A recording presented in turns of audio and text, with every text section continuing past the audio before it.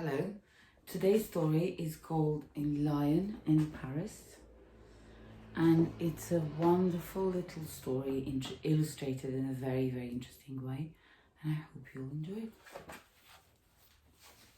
But it's a very big book. So this is the first picture. It's the lion. He was a big lion, young, curious and lonely lion. He was bored at home on the grasslands, so one day he set off to find a job, love and future.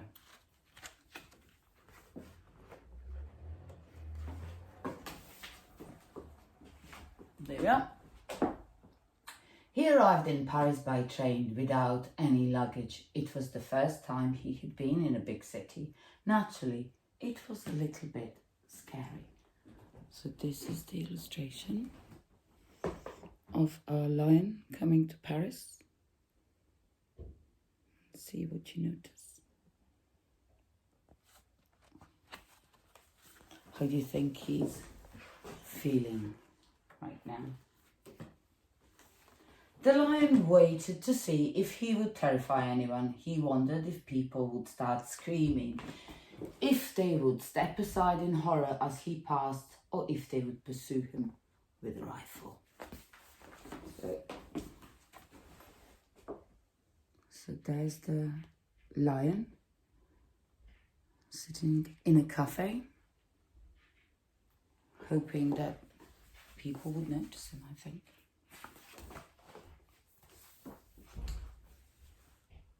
Yeah.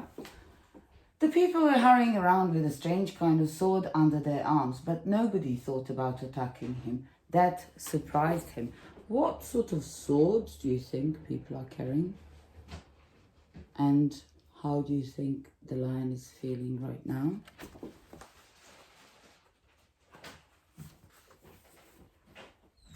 Puzzled, the lion went down into the metro. The people on the platform hardly even glanced at him. So then he roared very loudly to make them turn around and look at him. So there's the platform of the metro and like tube. And there's our friend lion trying to get people to notice him.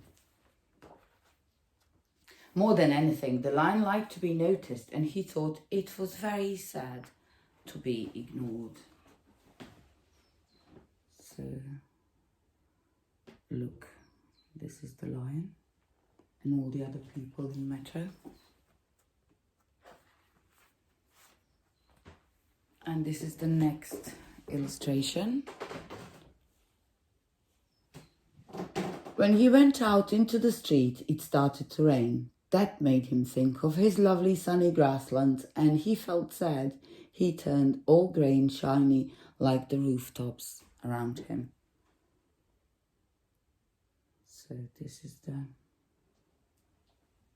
how Paris is looking at the moment, our friend lion. In the middle of the square, he saw a huge factory with workers going up and down in a transparent pipe. The sun came out again, making the building explode into 1,000 stars of light. He stood there, gaping at it. So there's the lion right there in the corner, and there's all these people waiting to go into what he thinks it's a factory. Maybe this is a very, very famous building in Paris. Maybe you could find out what this building really is and why are all these people going in. I wonder what's inside. Maybe the clue could possibly be on the next page. I don't know. The lion walked along the river, a river that cut the city in half, and the river smiled at him like a mirror. So there he is, looking at the river.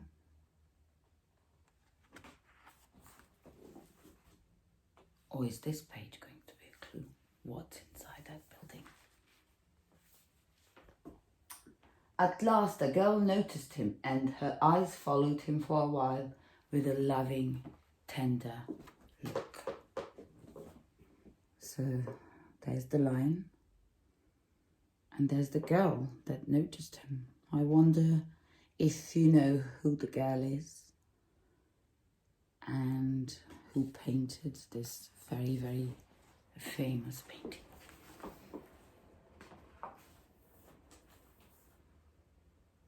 This is the next picture.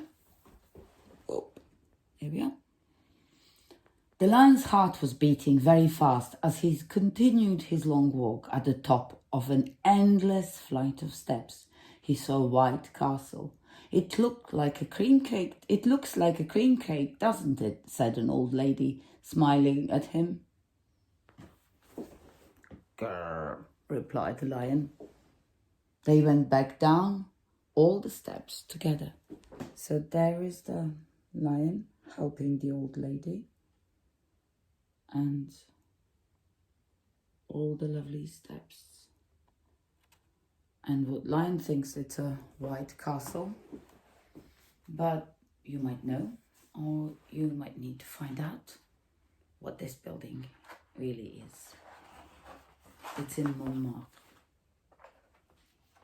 Now, I know you know this structure. We talked about this a lot last time. Then he came to an enormous iron tower, and he trembled with fear. He climbed right to the top, and the people down below looked like ants. He absolutely loved it. So there is the lion at the top of an Eiffel Tower, looking at the Paris down below, and these are the people that look like ants to him. So I'll show you again. It's a really beautiful page. And if you could notice how it's done, think where you see drawings, where you see photographs of the building added up, collage. The city that had appeared so dreary and frightening and grey in the morning now seemed to be smiling at him with all its windows. And there is the lion. And see what you could notice in the windows of the buildings along the river.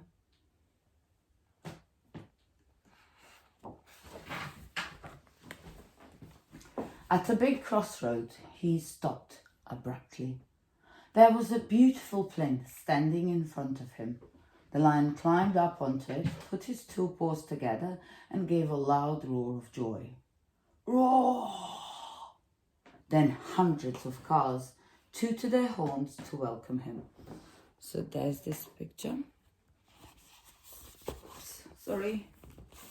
The lion on a square. He finally seems to have found a place for him, and the place where the cars are honking their horns and he thinks they're saying hello to him.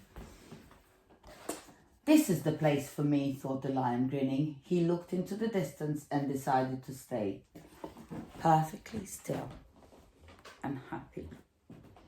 So there is the lion, looking perfectly still and happy.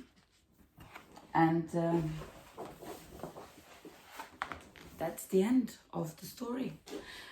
This book, even though it's a picture book, is inspired by a real statue of a lion in Paris.